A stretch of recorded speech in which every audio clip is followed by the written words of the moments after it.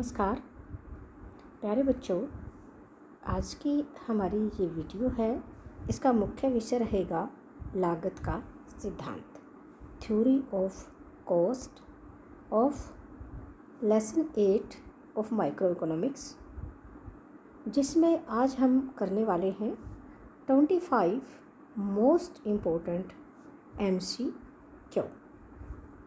Dear students, हमारा पहला question है, एक उत्पादक के द्वारा उत्पादन प्रक्रिया के दौरान सहन किए गए व्यय को कहा जाता है।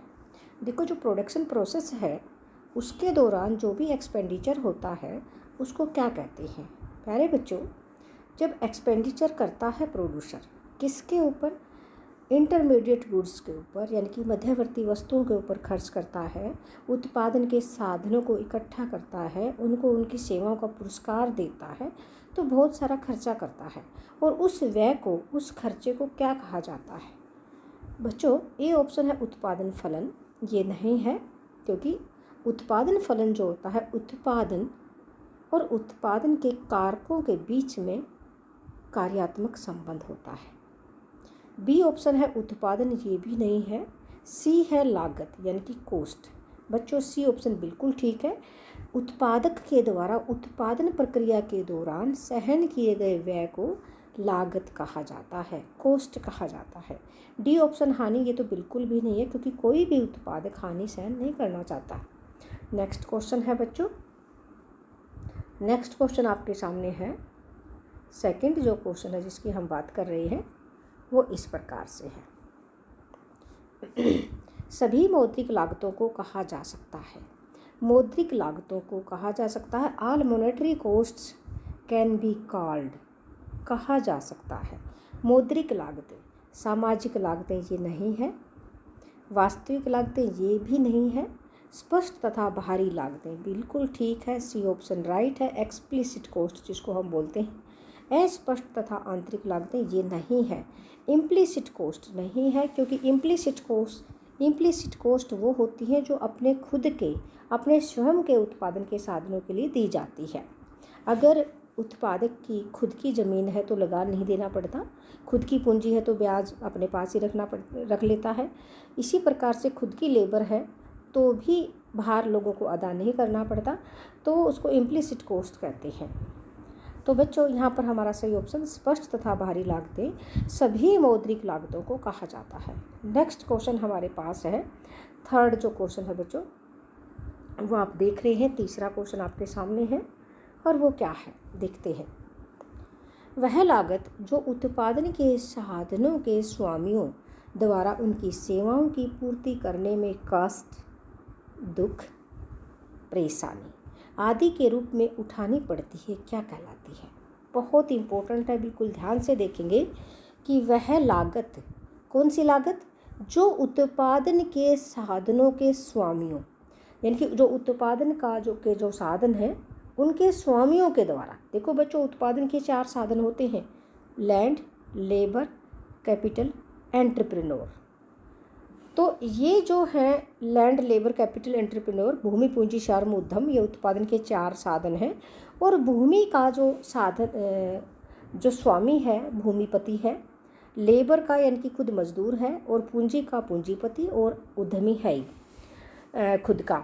तो ये उनके जो स्वामी है ना, उत्पादन के साधनों के स्वामियों द्वारा उनकी सेवाओं की पूर्ति करने में, देखो वो उद्यमी क्या करता है, वो तो जोखिम उठाता है, ठीक है। और पूंजी को इकट्ठा करने में उसने कितना दुख, कितना कष्ट, कितना त्याग सहन करना पड़ा है। तो यहाँ पर बताया गया है कि उत्पादन के साधनों के स्वामियों को उनकी सेवाओं की पूर्ति करने में जैसे कष्ट, दुख, परेशानी आदि के रूप में उठानी पड़ती है, उसको क्या कहते हैं, उसको क्या कहा जाता है। ए ऑप्शन मौद्रिक लागत नहीं, बी वास्तविक लागत, ये बिल्कुल ठीक है, रियल कॉस्ट है। सी सामाजिक लागत, ये नहीं है। डी कुल लागत, ये भी नहीं है। प्यारे बच्चों, ये वास्तविक लागत क्या होती है इसको मैं एक एग्जाम्पल के द्वारा दिखाऊंगी। जैसे मान लीजिए एक लोहार है और वो एक दरांती बनाता है, और उस दरांती के बनाने में उसको गर्मी में उस लोहे का जो गर्म करने का जो आयरन बोलते हैं उसको, उसके आयरन, उसके सामने बैठना पड़ता है, उसको गर्मी सहन करनी पड़ती है और 8 घंटे लग जाते हैं। पहले उस लोहे की कुटाई करता है, फिर उसकी कटाई करता है और फिर उसमें दांतरे निकालता है। तो यानी कि दरांती बनाने में उसको 8 घंटे लगते हैं। तो 8 घंटे में जो उसने त्याग, तपस्या, परेशानी उठानी पड़ी, जो पसीना बहाना पड़ा, वो उसकी वास्तविक लागत है। और 8 घंटे में जो मेहनत करके एक दरांती बनाई, वास्तव में अगर वो 50 रुपये की मिल जाती है मार्केट में तो ये तो मौद्रिक लागत है। लेकिन 8 घंटे का त्याग, तपस्या, दुख, कष्ट, कितना कुछ उसने सहन करना पड़ा उसके अंदर, तो वो क्या है, वास्तविक लागत है। इसी प्रकार से एक व्यक्ति है, वो 1 लाख रुपये जोड़ता है। 1 लाख रुपए जोड़ने में उसको कितना कितना त्याग करना पड़ा है, कितने अपने बच्चों के अरमान को कम करना पड़ा है कि भाई हम बेफिजूल वेस्ट ना करें, ताकि पैसा जोड़ें और बचत करें और उस बचत को बैंक में जमा कराएं ताकि वो पूंजी बन जाती है। तो उस पूंजी को जोड़ने में अलग अलग व्यक्ति की अलग अलग लागत होती है, अलग अलग कॉस्ट होती है, तो उसको वास्तविक लागत बोलते हैं। तो भाई कितना, देखो यहाँ पर लिखा है, पूर्ति करने में कष्ट, दुख और परेशानी आदि के रूप में जो उठानी पड़ती है स्वामियों के द्वारा, उसको क्या कहेंगे, वास्तविक लागत कहेंगे। ये क्लियर हो गया होगा। अगर एग्जाम में इस तरह से क्वेश्चन आ भी जाए ना, चाहे 2 मार्क्स का आ जाए, तो भी आप लिख सकते हैं इसको। नेक्स्ट क्वेश्चन है हमारे सामने बच्चों, ये हमारा 3rd क्वेश्चन था। अब 4th क्वेश्चन है, डैश लागत अभिप्राय, लागत से अभिप्राय, यहाँ पर लागत से आएगा। डैश लागत से अभिप्राय दूसरे सर्वश्रेष्ठ वैकल्पिक प्रयोग में उसके मूल्य से है। देखो, cost refers to its value of the next best use alternative resources is called. देखो बच्चों, दूसरे सर्वश्रेष्ठ वैकल्पिक प्रयोग में अगर इस तरह का कहीं भी लिखा आ जाए तो आप सीधा से बोल देना कि अवसर लागत है। दूसरे नंबर का सर्वश्रेष्ठ वैकल्पिक प्रयोग में उसके मूल्य से है, तो ये है अवसर लागत। हम ऑप्शन देखते हैं, सामाजिक लागत नहीं है, बी ऑप्शन है अवसर लागत, अपॉर्चुनिटी कॉस्ट, ये बिल्कुल ठीक है। वास्तविक लागत अभी बताया था, दुख, कष्ट, परेशानी जो उत्पादन के साधनों के स्वामियों को उठानी पड़ती है उसको वास्तविक लागत बोलते हैं। तो यहाँ पर अवसर लागत बिल्कुल सही ऑप्शन है। औसत लागत, एवरेज कॉस्ट, ये भी नहीं है। तो प्यारे बच्चों, यहाँ पर बी ऑप्शन हमारा बिल्कुल ठीक है। इसको भी मैं एक एग्जाम्पल के द्वारा तुम्हें क्लियर करूँगी। देखो बच्चों, मान लीजिए कोई व्यक्ति है और उसको नौकरी की सख्त ज़रूरत है। जो प्राइवेट सेक्टर में किसी बैंक में अगर वो नौकरी करता है तो उसको ऑफ़र मिलता है कि 15,000 रुपये उसको मिल जाएंगे। अगर किसी स्कूल में ऑफ़र मिलता है तो उसको 10,000 रुपये मिल जाते हैं। और किसी दूसरे में, यानी कि किसी और कंपनी में अगर चपरासी की नौकरी मिलती है तो वहाँ उसको मिलते हैं 8,000 रुपये। तो सीधी सी बात है, बिल्कुल क्लियर है कि आप देख रहे हैं कि वो पहला ऑप्शन अपनाएगा कि मुझे 15,000 वाली नौकरी चाहिए। एक ही शहर के अंदर है, ये भी मान लेना। तो 15,000 रुपये वो लेना चाहता है, लेकिन दूसरे नंबर का, और 15,000 की नहीं मिलती तो दूसरे नंबर की नहीं लेगा 10,000 की, तो 8,000 वाले का तो मतलब ही नहीं, इसको तो काटा मार दो। तो दूसरे नंबर का त्याग करके वो पहले नंबर की प्राप्त करेगा। तो देखो, अवसर का त्याग, अपॉर्चुनिटी कॉस्ट, 15,000 पाने के लिए उसको 10,000 खोने पड़ते हैं। तो ये दूसरे नंबर का जो सर्वश्रेष्ठ वैकल्पिक प्रयोग है, इसको खोना पड़ा है और यही अवसर लागत है, अवसर का त्याग है। तो ये क्लियर हो गया आपको अवसर लागत क्या होती है, कि दूसरे सर्वश्रेष्ठ वैकल्पिक प्रयोग में उसके मूल्य से। देखो 3 ऑप्शन थे इसके पास, दूसरे नंबर का 10,000 है, इसको त्याग करना पड़ा, 8,000 का तो उठाएगा ही नहीं क्योंकि सर्वश्रेष्ठ में तो दूसरे नंबर का है। तो ये क्लियर हो गया होगा। नेक्स्ट क्वेश्चन है 5th। प्यारे बच्चों, उत्पादन प्रक्रिया के दौरान प्रदूषित पानी, प्रदूषित हवा इत्यादि के रूप में जो लागत सहन की जाती है उसे कहते हैं। देखो, जब प्रोडक्शन प्रोसेस होता है तो उसके दौरान, ध्यान से दोबारा से देखिएगा, the cost that is incurred in the form of polluted water, polluted air etcetera during the production process is called. देखो बच्चों, जब कोई कंपनी उत्पादन करती है और उत्पादन वो करती है, बेनिफिट वो उठाती है, लेकिन उसका नुकसान पूरे समाज को उठाना पड़ता है। क्योंकि जो कंपनी है, जो फैक्ट्री है, उसने एक चिमनी लगा रखी है, उस चिमनी से निकलता हुआ जो धुआं है पूरी हवा को प्रदूषित कर देता है। और उस कंपनी से निकलने वाला जो गार्बेज है फैक्ट्रियों से, वो नदियों में जाता है और नदियों के पानी को भी गंदा कर देता है। उससे हमारा पानी प्रदूषित हो जाता है, हवा प्रदूषित हो जाती है। तो उत्पादन कोई करता है और लागत कोई और उठाता है, उसको क्या कहेंगे, सामाजिक लागत। पूरे समाज को उठानी पड़ रही है, तो बी ऑप्शन बिल्कुल ठीक है, यानी कि इसका नाम है सामाजिक लागत। ए ऑप्शन था अपॉर्चुनिटी कॉस्ट, गलत। सी कुल लागत, ये भी गलत। वास्तविक लागत भी गलत, तो B option is right, social cost. Next question है छठा क्वेश्चन, वह लागत क्या कहलाती है जिसमें उत्पादन के पैमाने में परिवर्तन होने पर लागत में कोई परिवर्तन ना हो। वेरी इंपॉर्टेंट क्वेश्चन है, ध्यान से देखेंगे। वह लागत क्या कहलाती है जिसमें उत्पादन की मात्रा में, यानी कि उत्पादन को बढ़ा दिया जाता है, होने पर लागत में कोई परिवर्तन ना हो। देखो, when there is no change in the cost when the scale of production changes it is called. देखो बच्चों, जब उत्पादन की मात्रा बढ़ाई जाती है तो जो स्थिर लागत है ना, चाहे उत्पादन कितना भी बढ़ जाए, जब शुरुआत में उत्पादन करते हैं तो स्थिर लागत एक निश्चित अनुपात में होती है, एक निश्चित होती है। मान लीजिए किसी कंपनी में बिजनेस शुरू किया जा रहा है और कम से कम 1000 रुपये की लागत तो लगेगी, चाहे उत्पादन जीरो क्यों ना हो, उसको बोलते हैं स्थिर लागत। अब क्वेश्चन क्या है, वह लागत क्या कहलाती है जिसमें उत्पादन के पैमाने में परिवर्तन होने पर, यानी कि उत्पादन की मात्रा बढ़ाई जा रही है, 1 इकाई, 2 इकाई, 10 इकाई, 20 इकाई, 40 इकाई, यानी कि उत्पादन को बढ़ाया जा रहा है और लागत वही रहती है। मान लीजिए 1000 है तो 1000 ही रहेगी, तो इसको क्या कहेंगे, स्थिर लागत। ए ऑप्शन है स्थिर लागत, बी परिवर्तनशील लागत। नहीं, ये तो है ना, जैसे जैसे उत्पादन बढ़ेगा ये भी बढ़ेगी। कुल लागत, ये देखिएगा कुल लागत भी बढ़ेगी, ये टीसी का डायग्राम है। अवसर लागत, जैसे अभी बताया था, दूसरे नंबर का सर्वश्रेष्ठ मूल्य जो होता है, त्यागे गए विकल्प का जो मूल्य होता है उसको बोलते हैं, तो ये भी ऑप्शन नहीं है। ए option is right. Next question है 7th। डियर स्टूडेंट्स, शून्य उत्पादन के स्तर पर भी कौन सी लागतें उत्पादक द्वारा वहन की जाती है। ये भी क्वेश्चन वही है, उसी टाइप का है, ध्यान से देखना।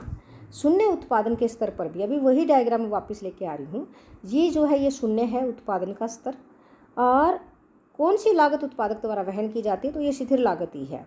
ये उत्पादन चाहे शून्य हो फिर भी लागत वहन की जाती है। देखो, which cost are borne by the producer even at the level of zero production.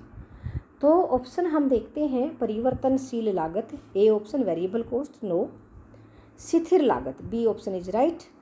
C total cost नहीं, डी औसत लागत एवरेज कॉस्ट, ये भी नहीं, क्योंकि एवरेज कॉस्ट जो होती है वो total cost oblique Q is equal to A C होती है। तो डियर स्टूडेंट्स, नेक्स्ट क्वेश्चन हम चलते हैं। कुल लागत का सूत्र है, फॉर्मूला ऑफ टोटल कॉस्ट क्या है। डियर स्टूडेंट्स, जैसे कि आप देखेंगे, टी सी इक्वल टू क्या होती है, total cost, T F C जमा टी वी सी। अब हम ऑप्शन देखते हैं, T F C minus T V C गलत, टी एफ सी जमा टी वी सी ये बिल्कुल सही ऑप्शन है। देखो बच्चों, ये कैसे है सही ऑप्शन, अब इसका डायग्राम भी बना देंगे हम, ये देखिएगा, ये क्या है, ये टी एफ सी है, ये एफ सी है, और ये एक्स है, ये वी सी है, और दोनों को जोड़ेंगे तो टी सी हो जाती है। तो T C, T F C, T V C, ठीक है। तो ये क्लियर हो गया, बी ऑप्शन हमारा बिल्कुल ठीक है। तीसरा और चौथा ऑप्शन भी हम देख लेते हैं, लेकिन हमें 100% कॉन्फिडेंस है, हम कॉन्फिडेंट हैं कि भी बी ऑप्शन ही हमारा राइट होगा। नेक्स्ट ऑप्शन हमने देखा, T F C multiply T V C, ये तो कुछ भी नहीं होता, ये भी गलत है। T F C divided by T V C, ये भी वेरी रॉन्ग, बिल्कुल गलत। नेक्स्ट क्वेश्चन है, तो देखो यहाँ भी आपने ऑप्शन देखा है, करेक्ट आंसर ये वाला है। 9th क्वेश्चन आपके सामने है dear students, T C minus T V C. अगर इस प्रकार से क्वेश्चन पूछ लिया जाए तो क्या होगा। T C minus T V C बराबर होता है, T C minus T V C equals, बच्चों अभी हमने क्या बताया था कि T C equal to T F C जमा टी वी सी। प्यारे बच्चों, अभी हमारे पास यही क्वेश्चन है, टी सी जब हम इक्वल के इधर, इक्वल के लेफ्ट हैंड को किसी चीज़ को लाएंगे तो वो माइनस का, उसका साइन चेंज हो जाता है, तो ये टी वी सी इक्वल के इधर आ गया और यहाँ हमारा बच गया टी एफ सी। हमारा क्वेश्चन है T C minus T V C, तो क्या बचा, टी एफ सी। अब आप देख रहे हैं T C minus T V C, A option T F C बिल्कुल ठीक ऑप्शन है। B A C, A V C, A F C, ये ए एफ सी। देखो टी है तो हमने टी देखना है बच्चों, यहाँ पर देखना, अगर ए सी माइनस ए वी सी होता तो हम ए एफ सी करते, तो हमारा टी, दोनों में टी है टोटल, तो TFC हमारा राइट ऑप्शन है। बिल्कुल ध्यान से आपने एग्जाम में करना है। नेक्स्ट क्वेश्चन है 10th क्वेश्चन बच्चों। 10th क्वेश्चन है उत्पादन की प्रति इकाई लागत को कहते हैं। The per unit cost of production is called. देखो बच्चों, प्रति इकाई लागत को क्या कहते हैं? औसत लागत कहते हैं। देखो TC divided by Q is equal to AC, औसत लागत, क्योंकि इकाइयों से भाग देंगे तो प्रति इकाई लागत आ जाएगी। तो average cost is right answer. Average cost औसत लागत। सीमांत लागत तो एडिशनल यूनिट के लिए होती है। अगर अतिरिक्त इकाई का उत्पादन करने के लिए जो कुल लागत में अंतर आता है तो वो सीमांत लागत हो जाती है। अतिरिक्त शब्द का प्रयोग होता है उसमें। कुल लागत ये नहीं है। अवसर लागत जैसे हमने बताया था दूसरे सर्वश्रेष्ठ त्यागे गए विकल्प की लागत होती है। ये तो हमारा ए option is right. Next question है हमारे पास है बच्चों, हमारा क्वेश्चन है 11th। AC बराबर होती है औसत लागत, एवरेज कॉस्ट बराबर होती है AC इक्वल्स टू किसके बराबर होती है? देखो अभी हमने देखना AC इक्वल टू AFC जमा AVC, क्योंकि दोनों में A है, एवरेज है, तो हमारा AFC जमा AVC पहला ऑप्शन बिल्कुल ठीक है। ए option is right. AFC minus AVC गलत, AFC divided by AVC multiply, ये सारे गलत होते हैं ऑप्शन। तो ये जमा वाला ऑप्शन बिल्कुल ठीक है, क्योंकि दोनों का जोड़ मिलकर के AC बनती है। नेक्स्ट क्वेश्चन है डियर स्टूडेंट्स 12th हमारे सामने आ रहा है। बहुत इंपॉर्टेंट क्वेश्चन है, केवल 12th के एग्ज़ाम के लिए ही इम्पोर्टेंट नहीं है, 11th के एग्ज़ाम के लिए इम्पोर्टेंट नहीं, बल्कि कंपटीशन टेस्ट के लिए भी बहुत इंपॉर्टेंट क्वेश्चन है। क्योंकि जो भी 12th का करने के बाद जो भी आप कंपटीशन टेस्ट देने जा रहे हैं किसी भी एग्ज़ाम के लिए, ये क्वेश्चन इतना इंपॉर्टेंट है, हर एग्ज़ाम में आ ही जाता है। चाहे वो SSC का एग्ज़ाम हो, चाहे वो HTET हो, चाहे वो CTET हो, चाहे वो बैंकिंग का हो, ये क्वेश्चन इतना इंपॉर्टेंट है, हर बार पेपर में पूछा जाता है। रेक्टेंगुलर हाइपरबोला क्वेश्चन देखिएगा अभी मैंने सिर्फ क्वेश्चन देखा है। AFC किस आकार की होती है? एवरेज फिक्स्ड कॉस्ट किस आकार की होती है? What is the shape of AFC curve? औसत स्थिर लागत, एवरेज फिक्स्ड कॉस्ट औसत स्थिर लागत किस आकार की होती है? AFC कर्व की शेप क्या होती है? तो बच्चों वर्ताकार, ये तो बिल्कुल गलत है। बी ऑप्शन बिल्कुल ठीक है, रेक्टेंगुलर हाइपरबोला होती है। यू आकार की होती है, ये भी गलत है, ये तो AC की होती है। वी शेप, ये भी गलत है। प्यारे बच्चों यहाँ पर आप देख रहे हैं AFC की शेप कैसी होती है, ये मैं आपको दिखाऊंगी। AFC यहाँ पर आप देखेंगे, ये है AFC, देखिए ध्यान से देखिएगा।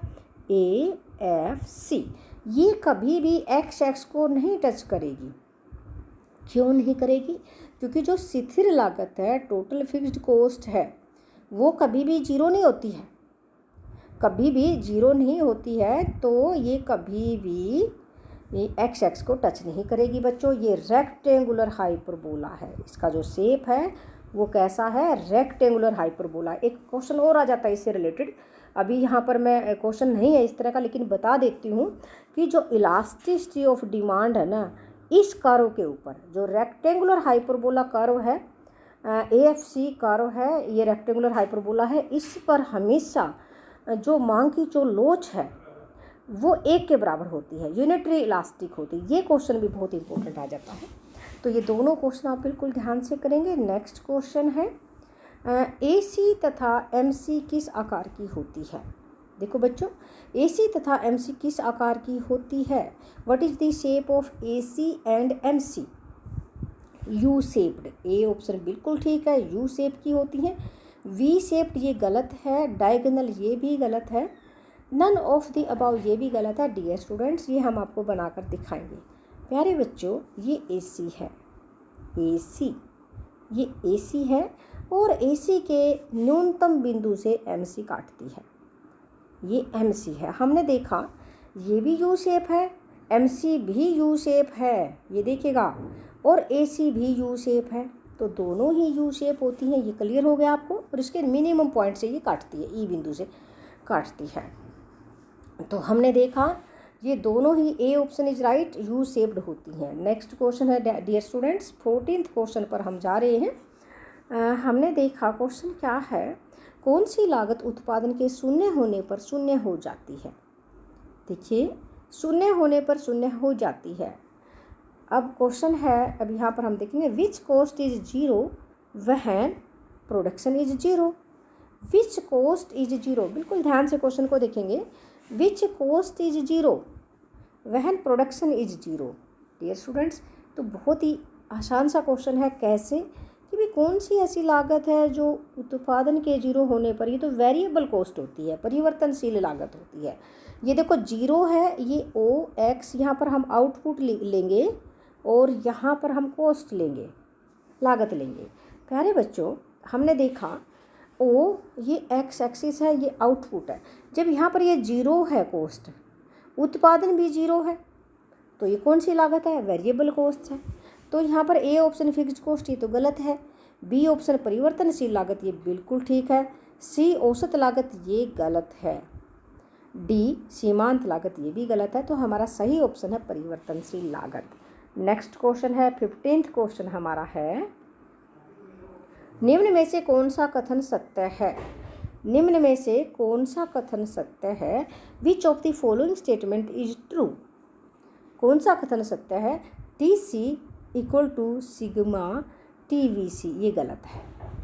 M C sigma T C, ये भी गलत है।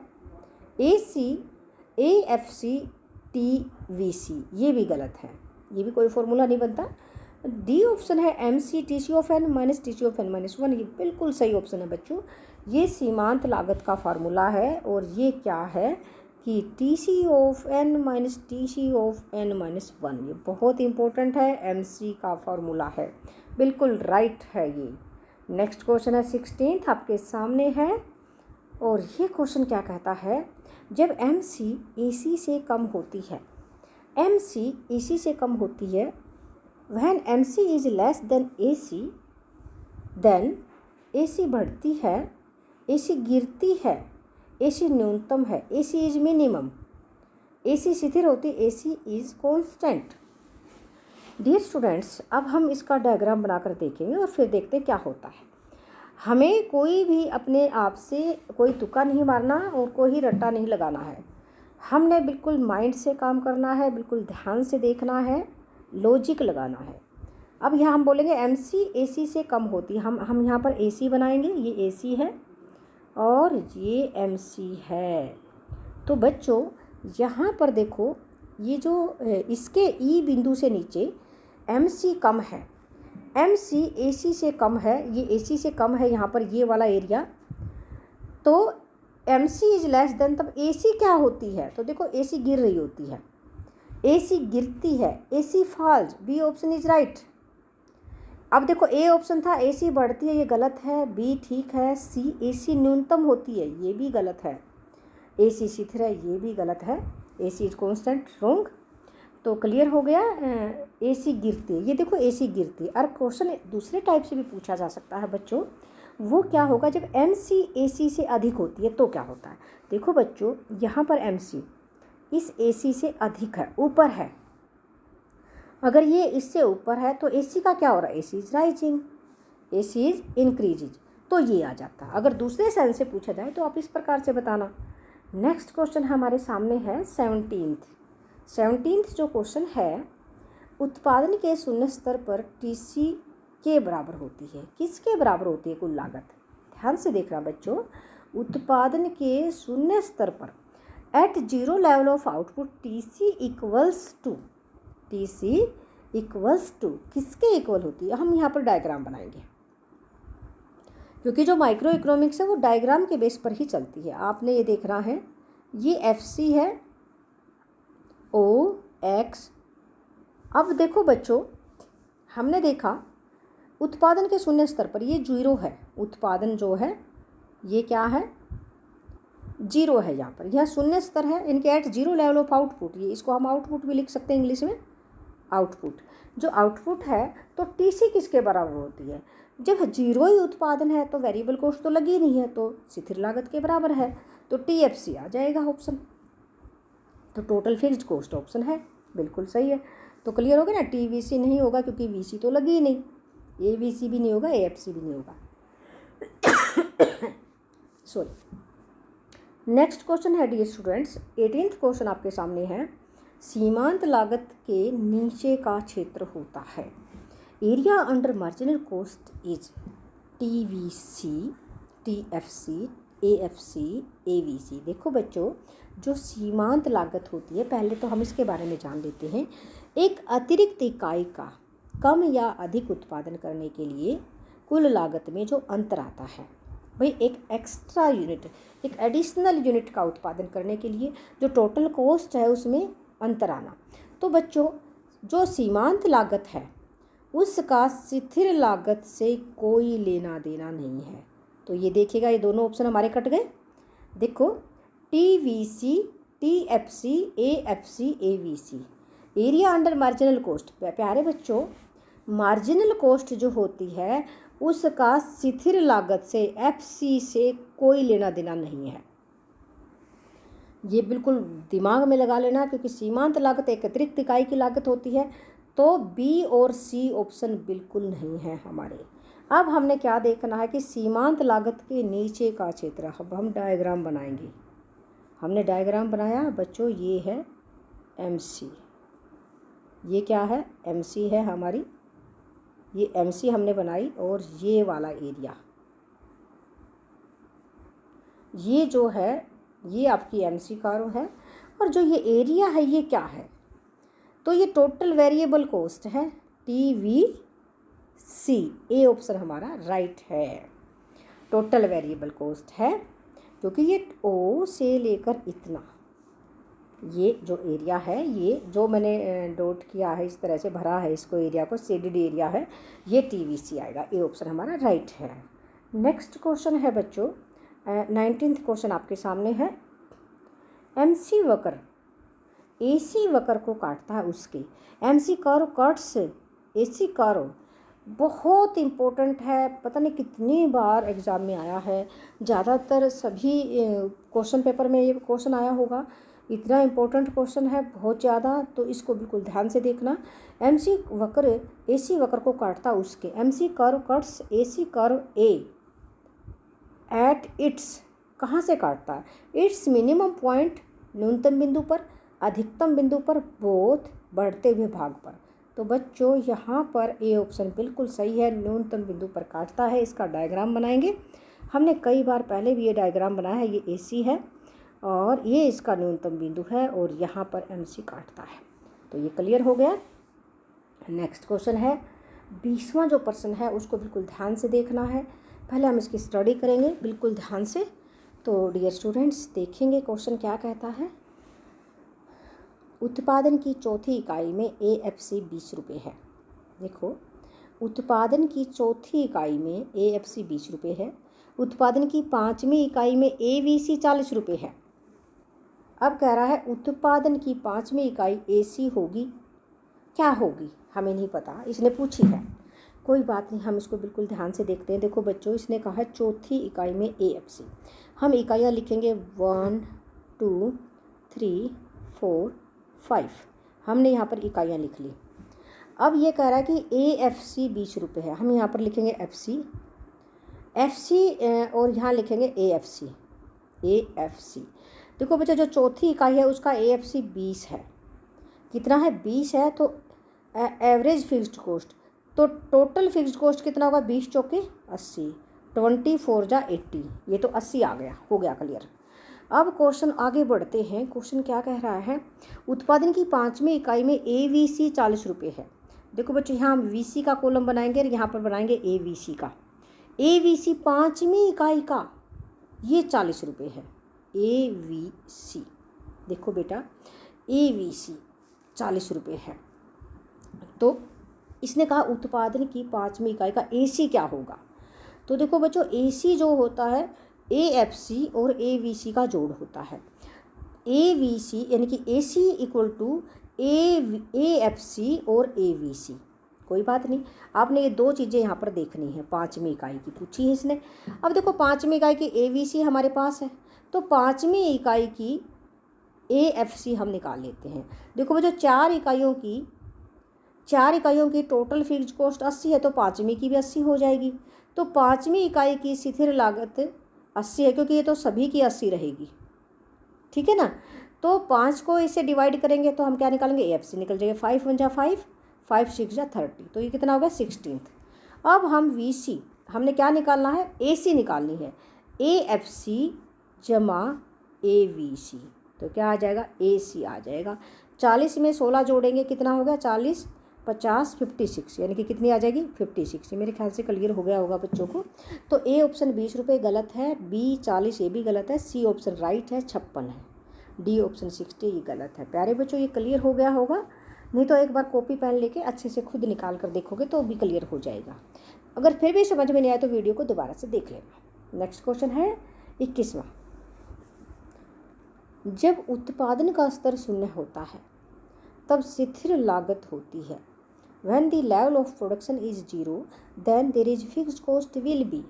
देखो बच्चों, जब उत्पादन का स्तर शून्य होता है, यहाँ पर हम बना लेते हैं तो स्थिर लागत ये FC, तो 0 उत्पादन स्तर पर भी कुछ ना कुछ होती है, यानी कि एक स्थिर लागत स्थिर होती है, चाहे हम उत्पादन करें या ना करें, शुरुआत में लागत जो होती है उसको स्थिर लागत कहते हैं। तो धनात्मक A ऑप्शन बिल्कुल ठीक है, ऋणात्मक ये गलत है, शून्य ये भी गलत है, इनमें से कोई ये भी गलत है। A ऑप्शन इज राइट, धनात्मक यानी कि पॉजिटिव। नेक्स्ट क्वेश्चन है बच्चों 22वां प्रश्न हमारे सामने है।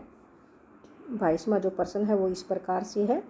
जब अल्पकाल में उत्पादन का स्तर शून्य होता है तो स्थिर लागत भी शून्य होती है। ये तो गलत है, क्योंकि स्थिर लागत कभी भी शून्य नहीं होती है।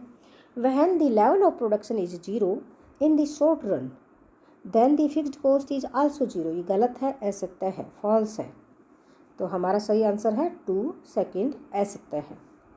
और अल्पकालीन औसत लागत वक्र औसत परिवर्तनशील लागत और सीमांत लागत का जोड़ होता है। ये गलत है भाई, असत्य है। क्यों है, क्योंकि देखो AC जो है ना, AC औसत लागत वक्र, AC किसका जोड़ होता है, औसत परिवर्तनशील लागत AVC, ये तो ठीक है। और AFC होता है, AFC होता ना कि सीमांत लागत, ये यहाँ पर गलत है, तो इसलिए असत्य आएगा। नेक्स्ट क्वेश्चन 24 हमारे सामने है बच्चों। जिस स्थान पर उत्पादन की औसत लागत तथा सीमांत लागत बराबर होती है वह अनुकूलतम उत्पादन बिंदु कहलाता है। The point where average cost of production and marginal cost are equal is called optimal point of productions। ये सही है, बिल्कुल ठीक है, क्योंकि जहाँ पर AC और MC, देखो बच्चों ये देखिएगा, ये है AC और ये है MC, तो ये क्या बोलता है, ऑप्टिमल पॉइंट ऑफ प्रोडक्शन से, यानी कि यहाँ पर उसको सामान्य लाभ प्राप्त होते हैं, ये ऑप्टिमल पॉइंट ऑफ प्रोडक्शन होता है। तो marginal cost are equal is called optimal point of production, या अनुकूलतम उत्पादन बिंदु कहलाता है। ये सही है। नेक्स्ट है 25वां प्रश्न। यदि फर्म अल्पकाल में उत्पादन बंद कर दे तो उसे स्थिर लागत का घाटा उठाना पड़ेगा। बिल्कुल उठाना पड़ेगा, ये सही है बिल्कुल, क्योंकि चाहे उत्पादन करे या ना करे, बंद भी करेगी तो जो स्थिर लागत है, जो प्लांट है उसका तो जो किराया है और एक मिनिमम जो कर्मचारी रखा है उसका तो खर्चा देना पड़ेगा, तो स्थिर लागत का घाटा उठाना पड़ेगा। तो ये ऑप्शन बिल्कुल सही है, सत्य है ये। और प्यारे बच्चों ये हमारे थे 25 क्वेश्चन। अभी हमने जैसे शुरुआत में बताए थे कि 25 ये वेरी इम्पोर्टेंट क्वेश्चन थे हमारे, तो ये आपको क्लियर हो गए होंगे। तो मिलते हैं नेक्स्ट वीडियो में इसी के साथ। Thank you.